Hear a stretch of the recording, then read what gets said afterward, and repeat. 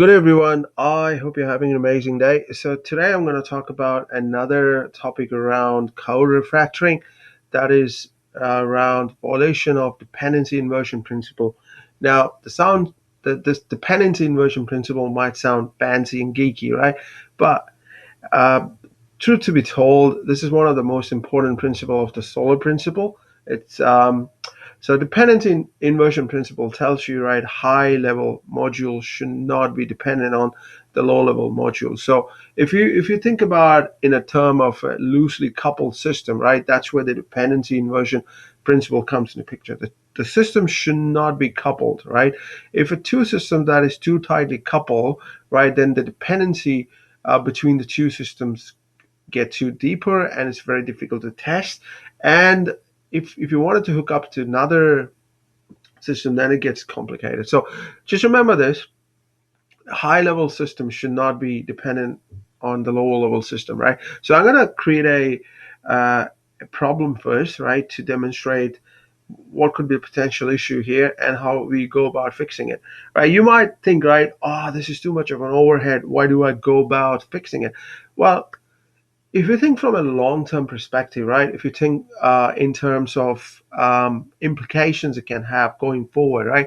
If you have a narrow down vision about how the software development works, then yeah, from that perspective, you can say that this is a pretty good approach of not following a proper design principles. But for a long run, as usual, I always mention it's going to cost your company a lot of money, and which is not a good sign, right? So let's create. I'm going to demonstrate with a very basic example. You might have seen it in other language, maybe in C sharp, maybe in Java, right? So I'm going to use a similar example just to give you better understanding instead of overcomplicating stuff. Okay, so let's create a class here. Yeah. So what I'll do, I will create a email class, right? It's a email message, right? So what it will do, it will public, void send message, right? So what I'll do, this is just a dummy method. So I'm going to do system dot debug, send email. Yeah. Like I said, you might have seen this example before. So what is this? Okay.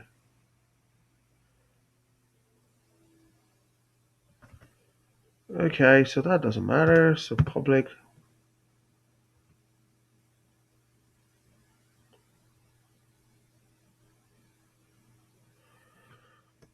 Okay, so that's great. So I'm going to deploy the source to an org just to see if it works, because it's always good to test, right, before you implement anything.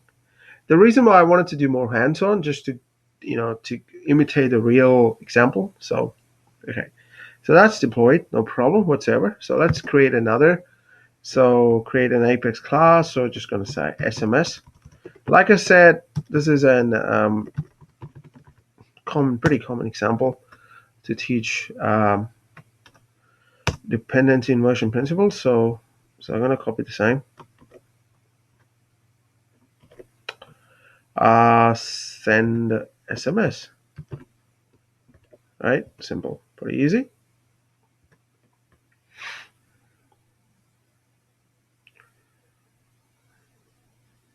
Okay. Now we create a high-level module class, which is a notification class.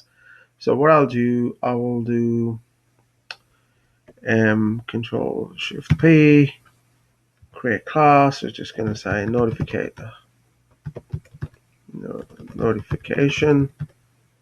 message, right? So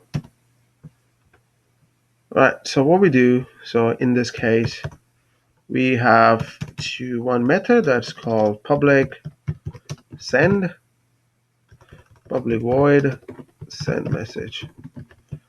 Okay, in that we want to send um, you know email as well as so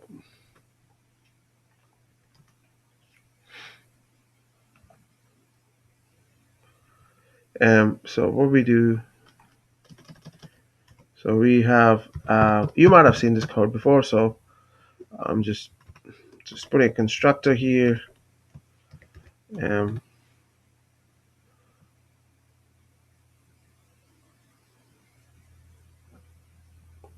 oh no, we don't need a constructor here.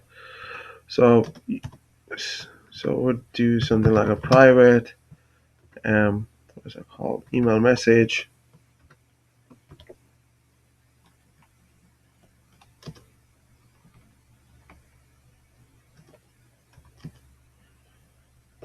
Email MSD.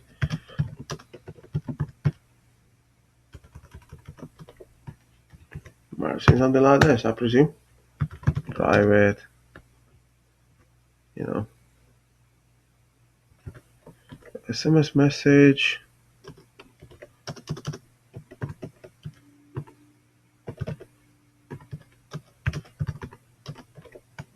Okay, and we're gonna do something.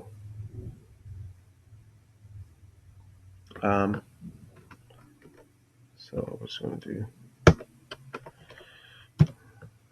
Send message. You know, SMS message. For now, let's say we are sending. You know, for the sake of argument, let's say we wanted to send email and text both, right? Just for the sake of argument, right? This send message of this notification class will do, right? So this is a code what we have, okay? Now, you must be thinking, this code is fantastic, right? What's wrong with that? We have a notification message class, and we got an SMS and email message class, right? So this class, what it's doing is that it's trying to send an email message and SMS together, okay? Now, um, so for some reason, right? Let's say you have another requirement in the future, say to send um, sorry, send WhatsApp message, right? So this is SMS message instead of a normal regular SMS, send WhatsApp message, okay? So what are you normally going to do in this case? You will come here, say, okay, you know what? Yes. So you're going to come here, you will do something like this, right? Private, WhatsApp message, equals to something like that. You're going to do, right?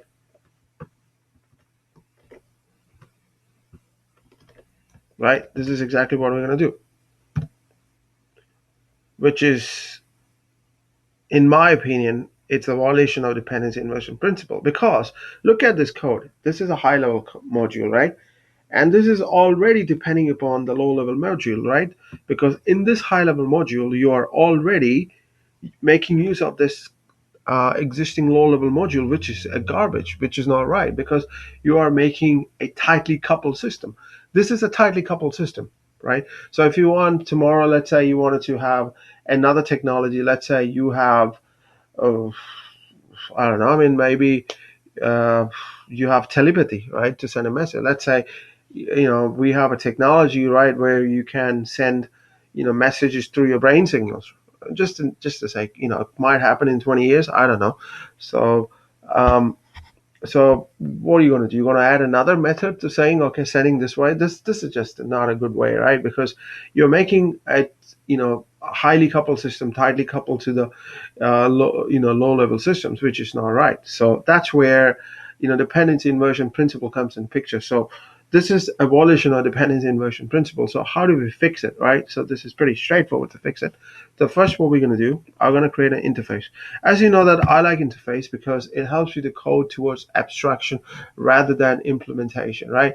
Because I've used interfaces a lot in different technologies, so it's pretty normal for me to think about from an abstraction perspective, right? When I first came to Apex, right, when I looked at existing code, I was like, what the heck is this code, right? I was wondering, this is how people write in Apex, right? Then people really need to taught how to do real programming, right? Because when I first started, Salesforce, Salesforce is, it's not so great on Apex side. That's exactly what I thought because I've seen three, four orgs, and the way the code is written is just a jargon. And I'm like, this is horrible. Horrible to the extent that I don't even feel like working on the system, right? So that's why I started this initiative to teach people, to write a better code. Code refactoring is very important. At the same time, I do see people coming from a different technology, writing amazing code on Salesforce, right? I've seen Java developers, bringing a proper design principles to Apex, which is fantastic, right? That's exactly what we wanted, right? To write a cool code. So, all right, sorry I digress. My apologies. I didn't want to rant, so it just happens at times. Okay, so let's do Apex. So what we do, so we say I send message because we are after I send message, right? So this should be an interface, and just going to do void. Let's copy this void here. Send message. Okay, so what I do, I will deploy this source to org. I'm going to talk about one day package based or package versus org level deployment. So which is interesting. How to deploy managed package. Unlock packages or unmanaged packages. So there's something which you should know, right? Because deployment itself is a different science. And it's very important that you get it right because if you're using a CI/CD pipeline, right? So you need to get your deployment model right. So that's my personal observation and personal opinion. So okay, so we're just gonna do this. Oh no! I thought that's it. Impl, ah, impl.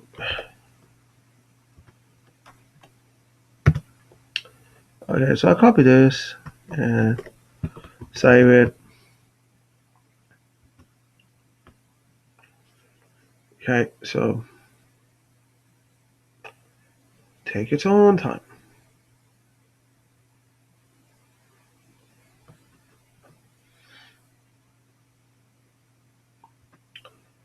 All right, so what did you? Okay,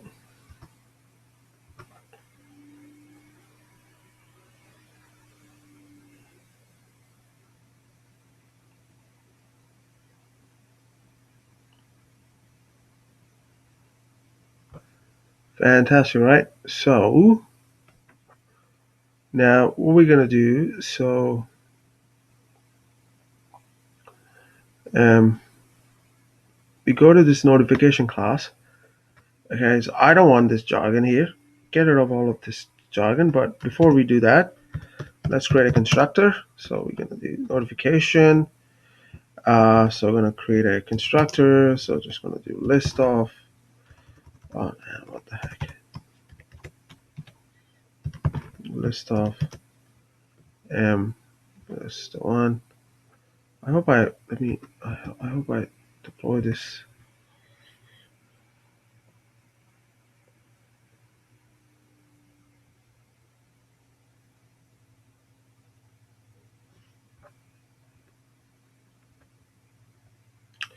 So what I'll do, I will actually go here and I will do not the notification message. Message.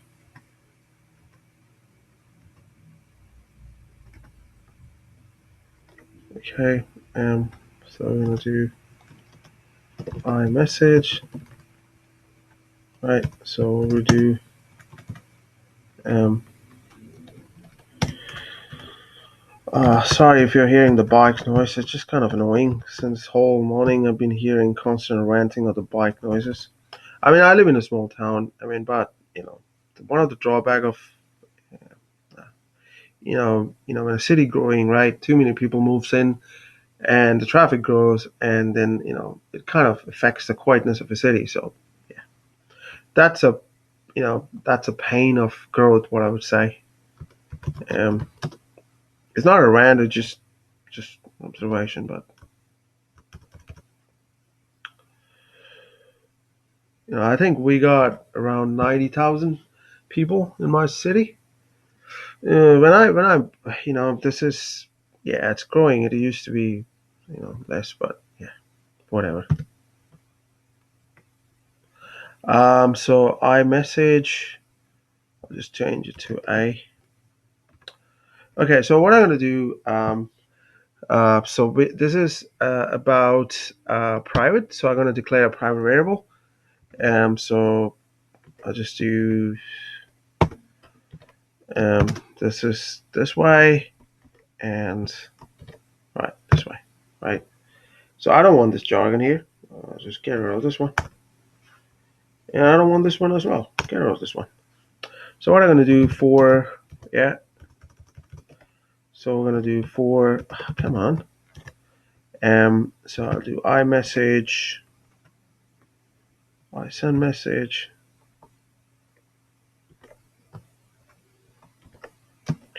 I am just going to say, and iMessage. Going to do im dot send message. Let's see if I can deploy it.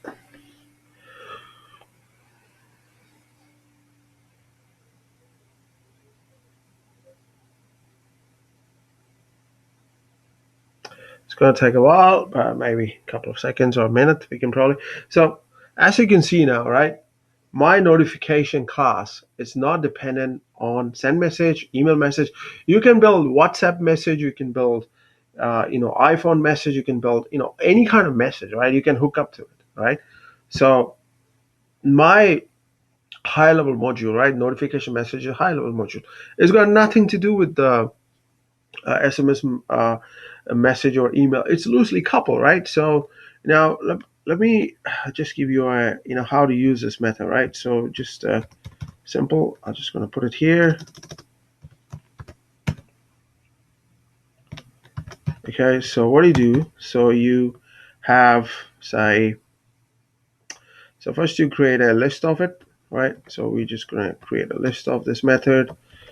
And so you're going to say list of, say, MSG list equals to new, right? So the way you can call from a client. So I'm just going to show you. So you're going to do MSG list dot add. So you're going to do new, right? So email message, right? And you can do so similarly. You can do MSG list dot add. So SMS message, right? So you're going to do SMS message, right? And now what are you going to do? Notification. So you're just going to do this notification message, right? Notification message, nm equals to new notification message. You're just going to do a message list, right? And you're going to do nm dot send message, right? So this is all you have to do, right? It will take care of your email message, your WhatsApp message, your iPhone message, whatever message, right? So as you can see that there's no coupling, right? There's no coupling between the higher module, between the lower module. So this is a very powerful concept, right? So people do get confused when they are starting out for the first time thinking, why do we need to use it? It's too complicated. It's not complicated if you look at the benefits associated with it. I do understand that you might get a bit, but bit shaky when you're starting for the first time. But trust me, this is an amazing concept, right? There's a reason why we have design principles in place. These are the tested ones, right? These principles were tested on complex systems, right? And it's proven to be an efficient way of implementing, right, in a software system. So Solar Principle has been out there for a while, right? It's been used in different technologies, not just to Apex, C# used it. I've used Solar Principles a lot in .NET technology. I'm not a Java developer, so I can't speak on behalf of it, but knowing Java's been around for years and years, right? There are a lot of design concepts has been developed using Java and examples. So I presume that Java developers out there know that, oh yeah, this is pretty straightforward. We use it all the time, right? So you know what I'm talking about. So that's one of the reasons why I wanted to bring these things to the Apex, right? This is very important that you guys understand it. Let's make an Apex programming a beautiful programming, ecosystem, rather than anyone coming in, washing their hands and say, oh, okay, I will do this, I will do that. That's not a good practice, in my opinion, right? There's no excuse for writing a bad code when there are a lot of resources out there which teaches you how to write a better and efficient code, right? So as you can see that, so this is the way you can do it, right? This is one example. This is a very classic example. You might have seen it before. So dependency inversion is very powerful concept. No coupling, like you said, there's no coupling between notification message and other subsystems like email message or send message or WhatsApp message, or whatever, right? So all I have to do is that I just have to hook up using an interface, right? It does the job in a very efficient way.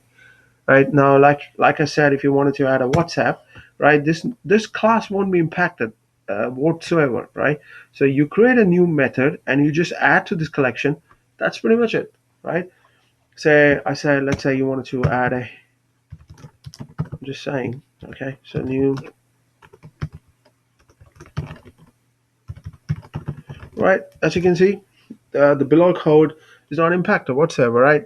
Because you're adding to collection and rest will take care of by itself. So this is very powerful, very easy to test at the same time, right?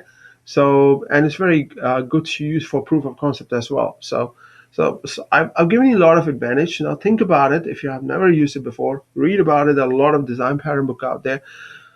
So I'm not sure if you can find it on an Apex. I do cover solar principles using Apex. There's a series I created. So if you're interested, you can check it out. Right. So that's pretty much I wanted to talk about today. I hope you enjoyed today's session. So I'm sorry for rant because as you know, I'm a very passionate person when it comes to programming.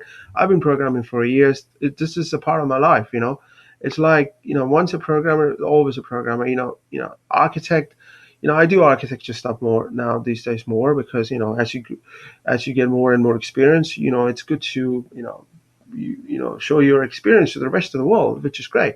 So I do code at times, not like before, but I do more. Like I said, I work as more like an architecture space. But that being said, I'm really excited to teach you guys the best practices so that I can see amazing programming stuff written out there, right? So that's all my intention is. So all right. So I hope you guys have a great Sunday. Take care. Adios.